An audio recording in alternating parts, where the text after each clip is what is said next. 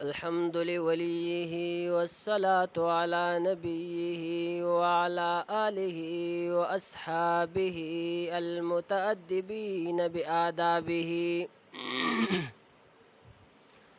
أما بعد فأعوذ بالله من الشيطان الرجيم. بسم الله الرحمن الرحيم. كتاب أنزلناه إليك مبارك ليدبروا آياته وليتذكر أولو الألباب. وقال رسول الله صلى الله عليه وسلم: وآدم ومن دونه تحت نزاع يوم القيامة ولا فخرا. درود شريف. اللهم صل على محمد وعلى آل محمد كما صليت على إبراهيم وعلى آل إبراهيم إنك حميد مجيد. محترم سامعین و حاضرین و نائین و غائبین، الله رب العالمین د دنیا دا نظام جوړ کړی دی او د دنیا د دې نظام د فاره الله رب العالمین یو قانون را لېږلی دی. هغه قانون الله رب العالمین د قرآن مجید په شکل کې الله پاک را لېږلی دی.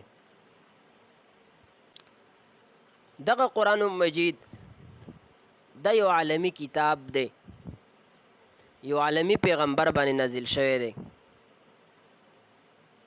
اوس څرنګه عالمی کتاب دی په عالمی پیغمبر باندې نازل شوی دی، موږ د قرآن مجید نه یو څو تپوس کو.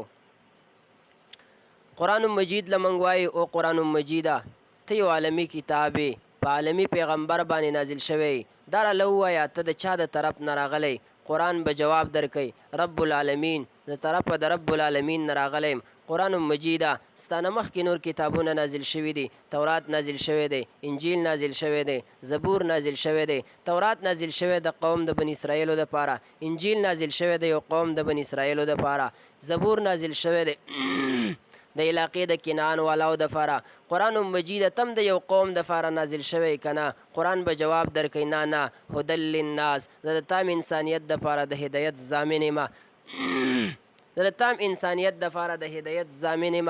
او قرآن مجید دا راله ووایه چې ته په چا باندې نازل شوی، هغه څوک دی؟ قرآن به جواب درکوي هغه رحمت للعالمین دی. قرآن مجیده ته د ټولو علومو منبع تاکہ ټول علوم را جمع دي. نن کو څوک علم صرف کی کتاب لیکي، علم منطق کی کتاب لیکي، علم نحو کی کتاب لیکي، علم جغرافی کی کتاب لیکي، علم هندسه کی کتاب لیکي، علم ریاضی کی کتاب لیکي. په هغې باندې شکوک راتلی شي، شبهات راتلی شي، اعتراضات راتلی شي. خلک ور باندې اعتراضات کوي، شکوک کوي، شبهات کوي. قرآن مجیده تر ټولو علومو منبع دا راله ووایه تا کې څه شکوک او شبهات راتلی شي که نه؟ قرآن به جواب درکوي ذلک الکتاب لا ریب فیه.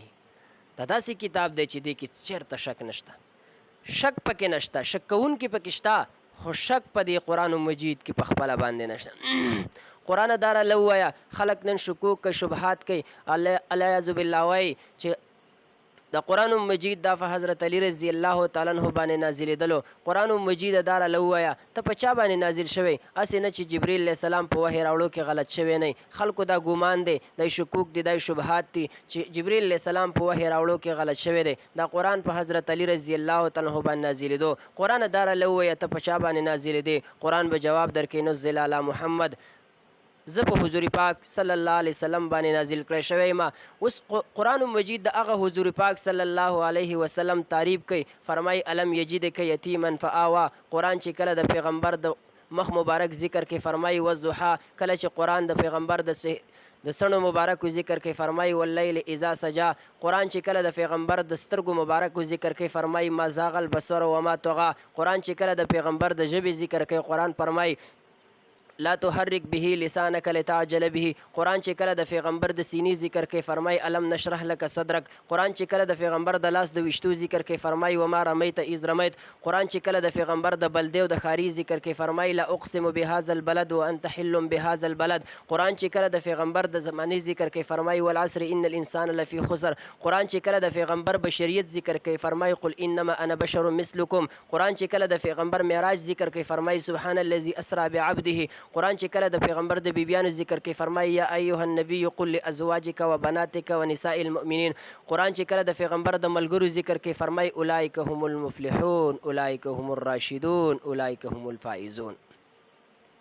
په ټول قرآن مجید کې هر پیغمبر ته الله رب العالمین خپل خپل ندا کړی د خپل خپل आवाज کړی دی، یا نوح یا آدم یا ابراهیم یا موسی یا عیسی. چرته په قرآن مجید کې داسې نه راځي چې حضور پاک صلی الله علیه وسلم ته आवाज کوي یا محمد یا احمد. نه کله ورته فرمایي یا ایها المدثر، کله ورته وایي یا ایها المزمل، کله ورته وایي یا ایها الرسل، کله ورته وایي یا ایها النبی، کله ورته وایي طه، کله ورته وایي یاسین، کله ورته وایي شاهدا، کله ورته وایي سراجا منیرا. دا د دوانو جهانو د سردار صلی الله علیه وسلم هغه صفات دي چې الله رب العالمین خپل کتاب کې ذکر کړي دي.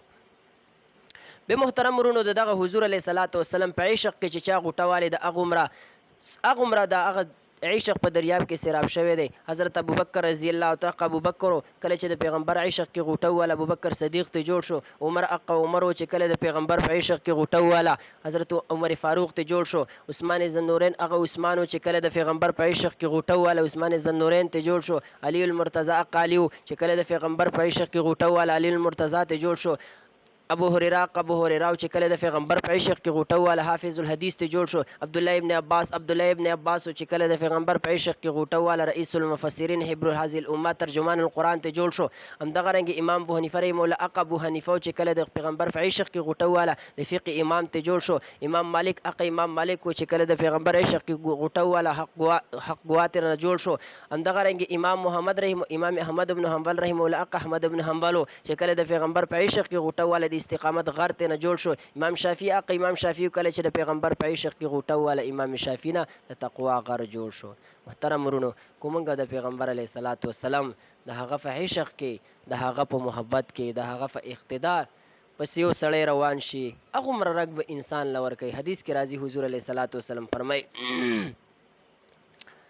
چې قرآن باندې به صحابه د قرآن به صحابو باندې اثر کو اثر. نن موږ باندې قرآن اثر نه کوي. موږ باندې نن د قرآن اوریدل، د قرآن ویل، د قرآن